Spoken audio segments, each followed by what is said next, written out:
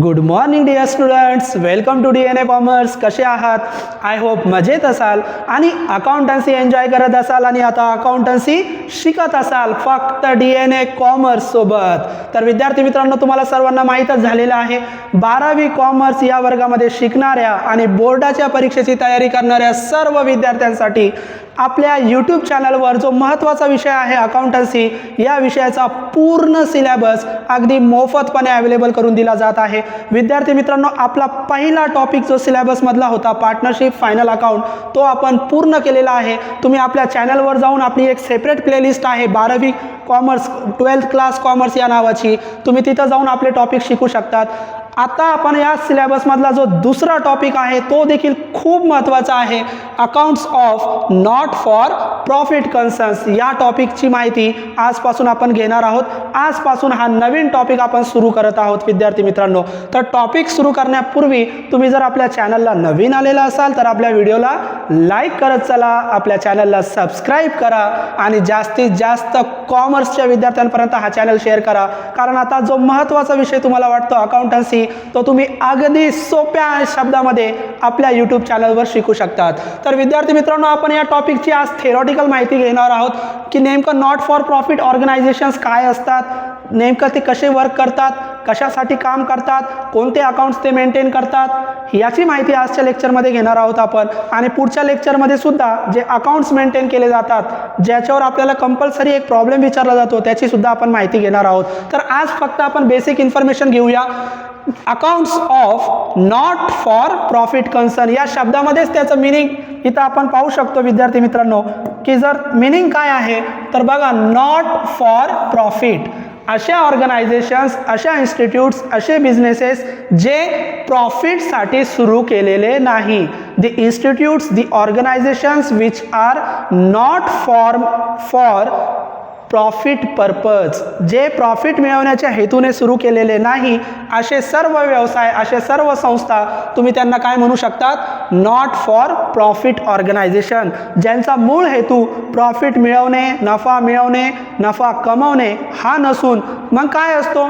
आपण तर म्हणतो प्रत्येक व्यवसायाचा मूळ हेतू प्रॉफिट मिळवणे असतो, परंतु विद्यार्थी मित्रांनो, समाजामध्ये असे काही व्यवसाय असतात ज्या नफ्यासाठी काम करत नाही, ज्या लोकांना, समाजाला सेवा देण्यासाठी, सेवाभाव या हेतूने काम करत असतात. मग सेवा देण्यासाठी काही संस्था सुरू झालेल्या असतात, अशा संस्थांची माहिती आपण घेणार आहोत. मग इथं आपण डिफरन्स लिहिलेला आहे बघा, की दोन प्रकारच्या ऑर्गनायझेशन्स असतात विद्यार्थी मित्रांनो. एक असतात ट्रेडिंग ऑर्गनायझेशन्स आणि दुसरी असते नॉन ट्रेडिंग ऑर्गनायझेशन्स, किंवा तुम्ही त्याला अजून पण एक शब्द वापरू शकतात. ट्रेडिंग ऑर्गनायझेशन म्हणजे प्रॉफिट मेकिंग ऑर्गनायझेशन्स आणि नॉन ट्रेडिंग ऑर्गनायझेशन म्हणजे नॉन प्रॉफिट मेकिंग ऑर्गनायझेशन्स. मग दोन प्रकारचे ऑर्गनायझेशन आहे, दोन प्रकारचे व्यवसाय आहे.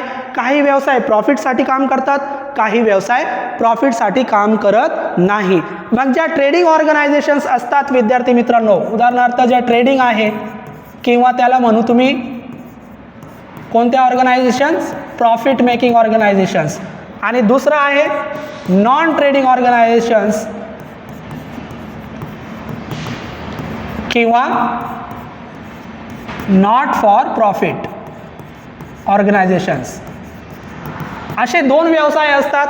तर आपल्याला या व्यवसायाची माहिती घ्यायची आहे की असे बिझनेस, असे इन्स्टिट्यूट ज्या प्रॉफिटसाठी काम करत नाही, आणि या नॉन ट्रेडिंग आणि ट्रेडिंग ऑर्गनायझेशनचा डिफरन्स आपण या ठिकाणी घेतलेला आहे. पहिल्यांदा इथं बघा, तुम्ही जर पहिला फरक घेतला तर ज्या ट्रेडिंग ऑर्गनायझेशन्स आहे, ज्या व्यवसायासाठी ज्यांचा व्यवसाय प्रॉफिट मिळवण्यासाठी सुरू झालेला आहे, त्यांचा मूळ हेतू काय असतो? टू अर्न प्रॉफिट, जास्तीत जास्त नफा मिळवणे, जास्तीत जास्त प्रॉफिट कमवणे हा त्यांचा मूळ हेतू असतो. कुणाचा? ट्रेडिंग ऑर्गनायझेशनचा. काय? ते प्रॉफिट मिळवण्यासाठी काम करतात. परंतु जे नॉन ट्रेडिंग ऑर्गनायझेशन्स आहे, जे प्रॉफिटसाठी काम करत नाही, मग त्यांचा मूळ हेतू काय? तर इथं आपण बघू शकतात, to provide services to their members and public. म्हणजे आपले जे काही सभासद आहे, आपले जे काही मेंबर्स आहे, त्यांना चांगल्या सेवा पुरविणे, आपल्या समाजामध्ये असणाऱ्या जे काही लोक आहेत त्या लोकांना चांगल्या सेवा उपलब्ध करून देणे, हा यांचा मूळ हेतू असतो. कुणाचा? नॉट ट्रेडिंग ऑर्गनायझेशनचा. मग नॉन ट्रेडिंग ऑर्गनायझेशन हे प्रॉफिटसाठी काम करत नाही, लोकांना सेवा देण्याच्या हेतूने ते काम करतात. दुसरा फरक तुम्ही बघू शकतात की ट्रायल बॅलन्सेस, जे काही ट्रेडिंग ऑर्गनायझेशन्स आहे जे प्रॉफिट कमवण्यासाठी सुरू झालेले आहे, मग तुमची सोल ट्रेडिंग कन्सर्न असेल, एकल व्यापारी, पार्टनरशिप फर्म असेल, किंवा कंपनी असतील, या सर्व ट्रेडिंग ऑर्गनायझेशन्स आहेत त्या प्रॉफिट मिळवण्यासाठी काम करतात. मग ते काय करतात, अकाउंट्स मेंटेन करत असताना ट्रायल बॅलन्स बनवतात. सिंगल ट्रेडिंग कन्सर्न जे असेल ते पण ट्रायल बॅलन्स बनवतात, पार्टनरशिपमध्ये पण ट्रायल बॅलन्स असतं, कंपनीमध्ये पण ट्रायल बॅलन्स असतं. परंतु ज्या नॉन ट्रेडिंग ऑर्गनायझेशन्स आहे they don't prepare trial balance, ते ट्रायल बॅलन्स बनवत नाही. मग instead of trial balance they prepare receipts and payments account. ते ट्रायल बॅलन्स तर बनवत नाही, मग ते काय बनवतात तर दे प्रिपेअर्स, इथं बघू शकता तुम्ही, रिसिप्ट्स अँड पेमेंट अकाउंट. जे काही नॉन फॉर प्रॉफिट ऑर्गनायझेशन आहे ते ट्रायल बॅलन्स बनवत नाही, तर त्याच्याऐवजी ते काय बनवतात, रिसिप्ट्स अँड पेमेंट अकाउंट. मग रिसिप्ट्स अँड पेमेंट अकाउंट काय आहे याची माहिती आपण पुढच्या लेक्चरला घेणारच आहोत. It is just like a cash book. ते कॅश बुक आहे, त्याच्यामध्ये कॅश ट्रान्झॅक्शन्स रेकॉर्ड केले जातात, त्याची माहिती आपण पुढच्या लेक्चरला घेणारच आहोत. तिसरा फरक जर आपण बघितला प्रॉफिट ऑर्गनायझेशन आणि नॉन प्रॉफिट ऑर्गनायझेशन मधला, तर ते अकाउंट्स कोणते तयार करतात. तर बघा मी तुम्हाला सांगितलं, एकल व्यापारी, sole trading concern, partnership firm, company, हे सगळे प्रॉफिट ऑर्गनायझेशन्स आहे. मग ते कोणते अकाउंट्स मेंटेन करतात तर ते ट्रेडिंग अकाउंट्स बनवतात, प्रॉफिट अँड लॉस अकाउंट बनवतात आणि बॅलन्स शीट बनवतात. म्हणजे जे काही प्रॉफिट ऑर्गनायझेशन्स आहे ते trading account, profit and loss account आणि बॅलन्स शीट हे अकाउंट्स मेंटेन करतात. परंतु तुम्ही नॉट प्रॉफिट ऑर्गनायझेशनचा जर विचार केला तर ते ट्रेडिंग अकाउंट नाही बनवत विद्यार्थी मित्रांनो, ते प्रॉफिट अँड लॉस अकाउंट पण नाही बनवत, कारण ते प्रॉफिटसाठी कामच करत नाही, तर ते प्रॉफिट लॉस अकाउंट बनवत नाही. मग प्रॉफिट अँड लॉस अकाउंट ऐवजी ते एक अकाउंट बनवतात, त्यांनी नाव दिलेलं आहे इन्कम अँड एक्सपेंडिचर अकाउंट. मग प्रॉफिट अँड लॉस अकाउंट ऐवजी इकडे कोणता अकाउंट बनवला जातो, इन्कम अँड एक्सपेंडिचर अकाउंट. आणि शेवटी इयर एंडिंगला त्या इन्स्टिट्यूटची फायनान्शियल पोझिशन किंवा आपण जे काही म्हणू त्यांचं फायनान्शियल पोझिशन स्टेटस चेक करण्यासाठी ते बॅलन्स शीट सुद्धा बनवतात. मग इथं कोणते अकाउंट बनवले जातात, कोणते अकाउंट्स मेंटेन केले जातात, receipt and payment account, income and expenditure account आणि बॅलन्स शीट. हे कुठे मेंटेन केले जातात, नॉट प्रॉफिट ऑर्गनायझेशनमध्ये. आणि जे प्रॉफिट ऑर्गनायझेशन आहे, जे प्रॉफिटसाठी काम करतात, ते trading account, profit and loss account आणि बॅलन्स शीट बनवतात. चौथा फरक, तुम्ही जर profit and loss account net result आपण म्हणूया की काय शोधतात, ते कशासाठी हे अकाउंट्स मेंटेन करतात, तर जे काही प्रॉफिट ऑर्गनायझेशन्स आहे ते नेट प्रॉफिट आणि नेट लॉस चेक करतात आपलं, की त्या वर्षामध्ये आपल्याला एकूण नेट प्रॉफिट किंवा नेट लॉस किती झालेला आहे. परंतु इथं प्रॉफिट अँड लॉसचा काही संबंधच नाही, कारण they are not working for profit, they are working to provide services to their members. मग इथं प्रॉफिट आणि लॉसचा संबंधच नाही आहे. मग इन्कम अँड एक्सपेंडिचर अकाउंटमध्ये जो डिफरन्स येणार आहे त्याला आपण म्हणणार आहोत सरप्लस किंवा डेफिसिट. सरप्लस किंवा डेफिसिट. मग इन्कम अँड एक्सपेंडिचर अकाउंट काय असतं, रिसिप्ट अँड पेमेंट अकाउंट काय असतो, याच्या नेक्स्ट लेक्चरमध्ये मी तुम्हाला शिकवणार आहे. मग सरप्लस काय, तर इथं बघा नेट प्रॉफिट म्हणजे क्रेडिट साईड जास्त असेल तुमची income side, when income is greater than expenses then difference is known as net profit. And when expenses is greater than income, म्हणजे डेबिट जास्त असेल क्रेडिटपेक्षा तर तुम्हाला नेट लॉस होतो. परंतु इकडं तसं नाही आहे. सरप्लस आणि डेफिसिट म्हणजे असं अकाउंट जर तुम्ही बनवलं इन्कम अँड एक्सपेंडिचरचं, तर इकडे एक्सपेंडिचर साईड असते, इकडे इन्कम साईड असते. आणि हे इन्कम साईड जर जास्त असेल म्हणजे क्रेडिट साईड ज्याला आपण म्हणू, तर इन्कम साईड जास्त असेल तर तुमचा डिफरन्स इकडे येणार आणि या डिफरन्सला तुम्ही नाव देणार सरप्लस. समजा एक्सपेन्सेस साईड जास्त आहे, डेबिट साईड, हा कोणता अकाउंट आहे, हा इन्कम अँड एक्सपेंडिचर अकाउंट आहे. समजा तुमची एक्सपेंडिचर साईड जास्त आहे तर डिफरन्स या साईडला येणार आणि या साईडला आलेला डिफरन्स आपला असेल डेफिसिट, याला आपण म्हणणार डेफिसिट. मग याची डेफिनेशन काय, Wien income is greater than expenses, income जास्त आहे आणि एक्सपेन्सेस कमी आहे तर येणारा डिफरन्स काय असेल, सरप्लस.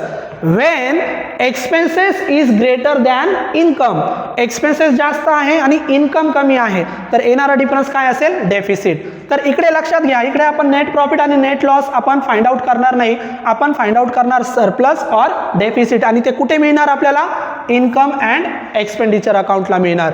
त्याच्यानंतर लास्ट डिफरन्स आपण इथं बघूया, ओनर्स फंड किंवा कॅपिटल फंड. जे काही प्रॉफिट ऑर्गनायझेशन्स आहेत त्याचे ओनर्स असतात आणि त्या ओनर्ससाठी एक अकाउंट मेंटेन केला जातो, कोणता, कॅपिटल अकाउंट. ओनरचा कोणता अकाउंट असतो, कॅपिटल अकाउंट. परंतु इथं नॉट फॉर प्रॉफिट ऑर्गनायझेशन मध्ये ओनर नाहीये, मग इथं कोण असतात, तर इथं आपण इथं बघितलं कोण असतात, त्या ऑर्गनायझेशनचे मेंबर्स असतात.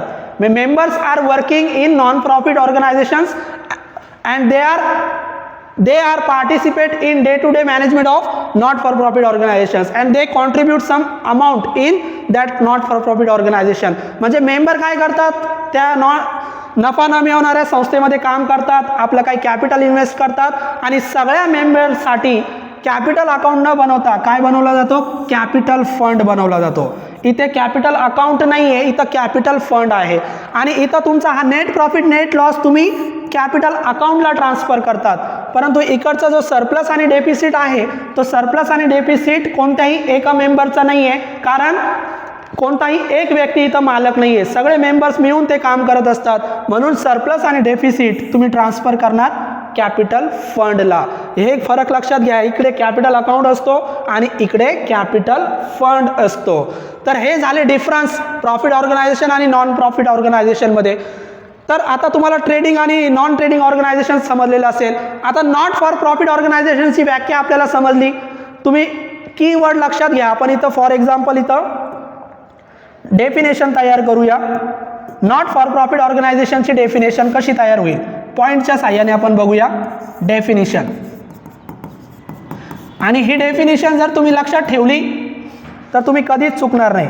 मग पहिलं काय, पहिला कीवर्ड लक्षात घ्या, not work for profit. The organization which is not working for profit purposes, हा पहिला point. Second, they are engaged to provide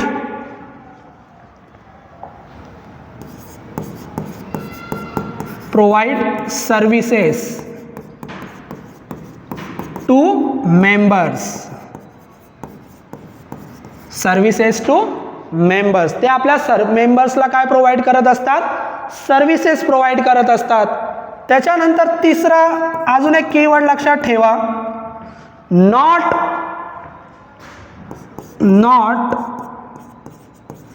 carry out any trading और manufacturing activities.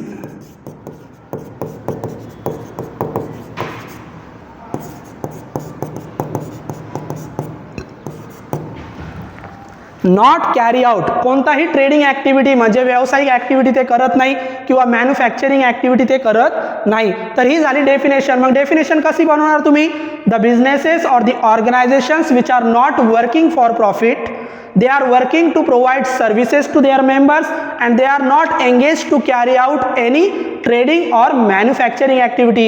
Such organizations is called as not for profit organization. तर एवढे 3 keyword लक्षात ठेवा, तुमची definition तयार झाली. असे व्यवसाय जे प्रॉफिटसाठी काम करत नाही, असे व्यवसाय जे आपल्या मेंबरला सर्व्हिसेस प्रोव्हाइड करतात आणि असे व्यवसाय जे ट्रेडिंग आणि मॅन्युफॅक्चरिंग ॲक्टिव्हिटी करत नाही, अशा व्यवसायांना, अशा संस्थांना तुम्ही काय म्हणू शकतात, नॉट फॉर प्रॉफिट ऑर्गनायझेशन. मग असे व्यवसाय कोणकोणते आहे विद्यार्थी मित्रांनो, तर एक्झाम्पल जर आपण बघितलं तर इथं आपण घेऊया एक्झाम्पल्स. फॉर एक्झाम्पल्स कोणकोणते आहे तर लक्ष द्या, तुमचे चॅरिटेबल ट्रस्ट,